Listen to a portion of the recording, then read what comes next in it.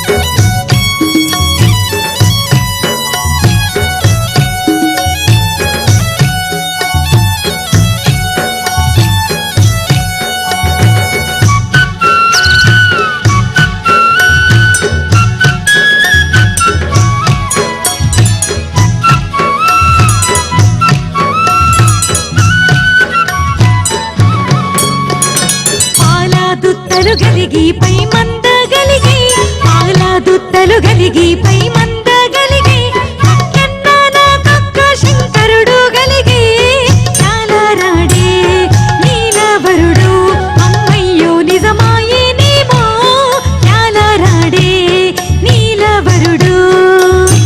ఆలాదుత్తలు గలిగి పై మంద గలిగి ఆలాదుత్తలు గలిగి పై మంద గలిగి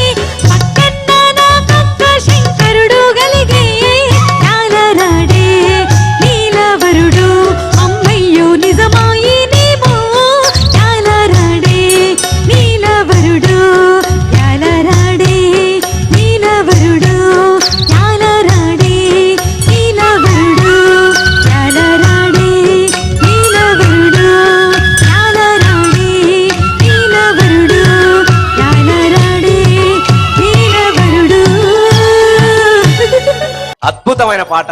అసలు పసిపిల్లోడు పాలకేడుస్తా ఉంటే తల్లి జోల పాట పాడితే ఎట్లా ఉంటుందో ఇక్కడ మా అందరికి అలాగే అనిపించింది.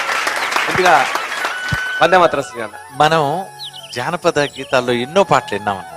ఇంత గొప్ప వాణి ఆ మహనీయుడు ఎవరు సమకూర్చుంటారో ఎవరు రాసి ఉంటారో అవి మన శాస్త్రీయ సంగీతంలో పంచరత్నాలకి, త్యాగరాయ కృతుల్లో పంచరత్నాలకి ఎంతటి స్థానం ఉందో అంతే గొప్ప స్థానం ఈ పాటకుందని నా భావన. అమ్మా ఒక్కసారి పల్లవి అనరమ్మా, మళ్ళీ ఒక్కసారి. ఒడ్డొడ్డు గడిగోసి ఒడ్డు కింద పెట్టి, ఒడ్డొడ్డు గడిగోసి ఒడ్డు కింద పెట్టి, ఒడ్డు నీడల తిరిగే వసుదేవుడేడే, నాలారాడే నీలవరుడు, అయ్యో నిజమాయేనేమో, నాలారాడే నీలవరుడు. ఇది డెఫినెట్ గా నాకు తెలిసి ఇది సేకరణ గీతం అయి ఉంటుందన్నా. నాట్లు వేసే సందర్భంలో Okay. ఇది నాట్ల పాట. అందుకే ఆ పాటలో కూడా ఒట్టొట్టి గడిగోసి ఒడ్డు మీద పెట్టి ఒడ్డు నీడల ఉన్న అంటే ఇక్కడ నుంచి తీసుకెళ్లి అబ్బా ఆ మట్టిలో నాటే వరకు కూడా ఈ లయ ఉంటా ఉంటది ఈ అబ్బా, చేతితోని. అబ్బా. కాబట్టి ఆ పాటలో అది కనిపిస్తా ఉంటది మనకు. అబ్బా అబ్బా అబ్బా. ఇందుట్లో ఒక తెలియని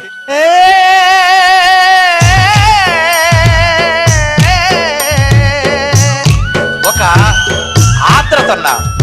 నేను గోరెటెక్కన్న పాట కంచెరేగి తీపి ఓలే లచ్చువమ్మో ఆ కంఠమెంత మధురమేవో లచ్చువమ్మ. ఆ పాట పాడినప్పుడు భావోద్రేగానికి నేను ఫీల్ అయ్యాను. ఇది అంత గొప్పటి పాట.